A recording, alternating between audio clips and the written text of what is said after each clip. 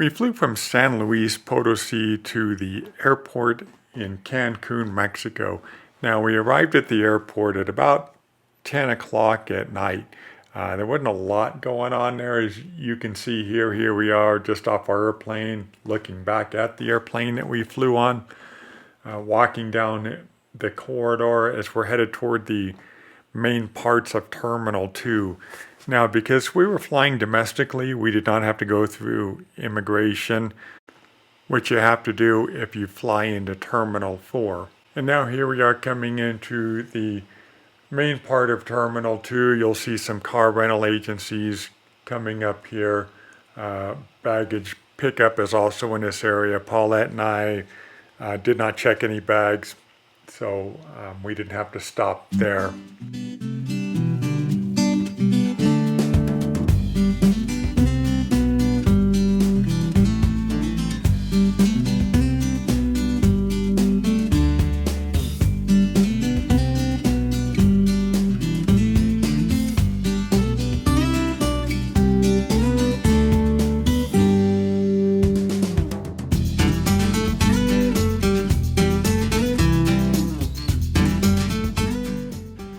And now we're coming up on the area where the gauntlet would be. And when I say gauntlet, this is the area where timeshare salespeople are standing there more than willing to help and assist you in any way, including buying into a timeshare. But I think because of the time at night, there was no one there. And now we are headed outside to pick up our ride that we had pre-arranged for. Now you really have to watch these people because it's, number one, it's a crowded area. There are a lot of taxis. There are a lot of other transport services, and they all tell you that they're there to pick you up. So just beware. Ask questions like, what's my name? Where am I going? Ask to see a list to see if your name is on there. It took us a few minutes to find our transport service. 9 days later, we are back at the Cancun airport for our return flight home. Now here we are just getting ready to go into the airport. It was pretty busy. This time we were there in the middle of the day. And as you'll see, a lot of people in the main area. One of the first things I noticed about the airport is the signage. It's very good with both directional signage and all of the TVs that had flight information on them. A lot of the signage was in English and Spanish.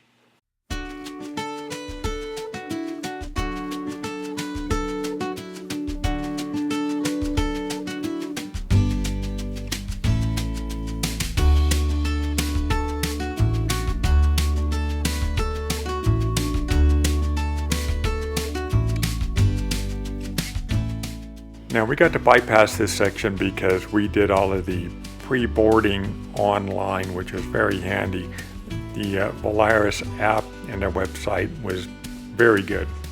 Now we're coming up on the security area. There were a lot of people there, but I have to say that the lines moved pretty quickly. I was impressed.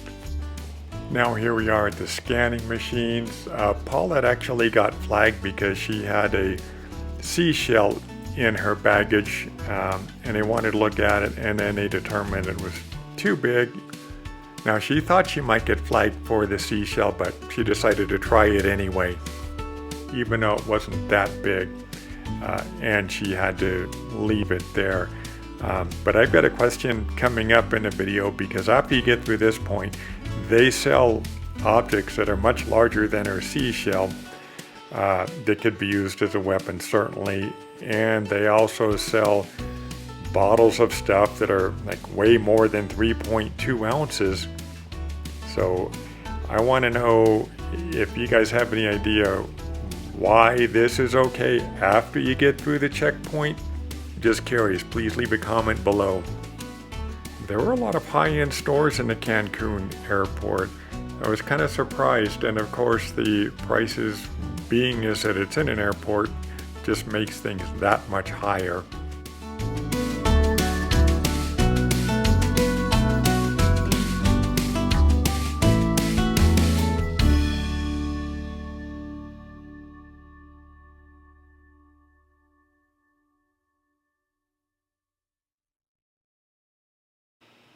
See this hat? Paulette decided it was worth risking her life as it blew off her head when we were crossing a highway with traffic coming at us at 70 miles an hour, and she decided to go back to get it.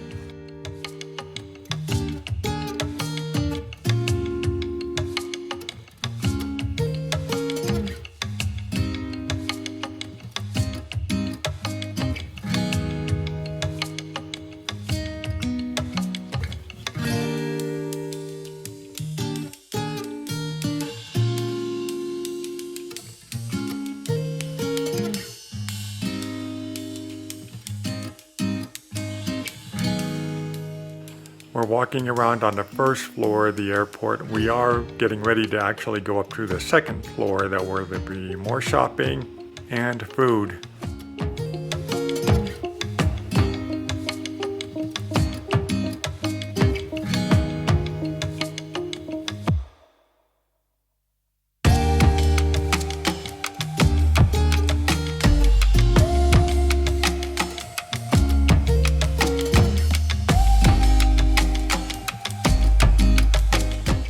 Once on the second floor, you'll encounter more expensive shopping, and here are some of the containers that I was talking about that are well over 3 ounces, and ceramics that you can buy that were much larger than Paulette's seashell.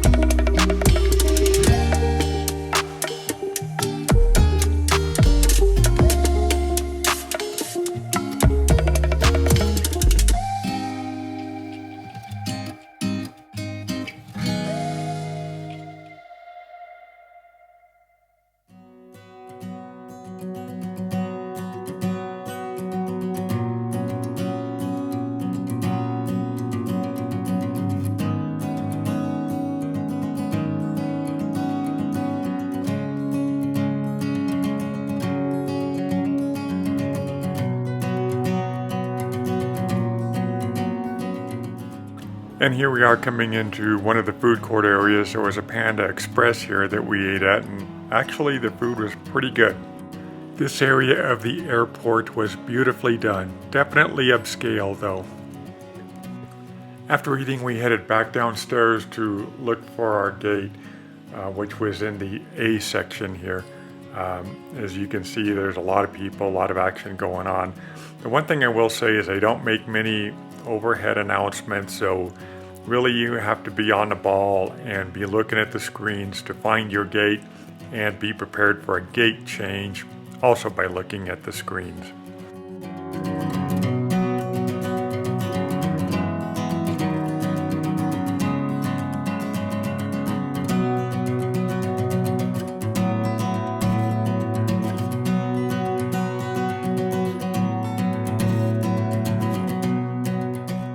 And here we are, still walking through the mass of humanity. I will say that despite the crowds, everyone was pretty kind and friendly.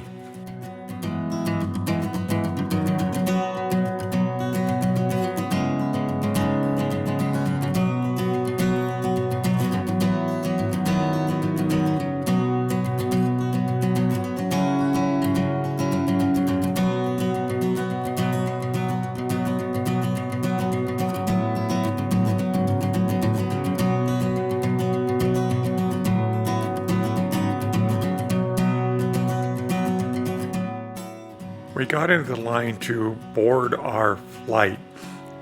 We waited in line about half an hour. Finally, we got up to the front, and then we were told to step aside along with a bunch of other passengers until a bus came up to take us to our flight.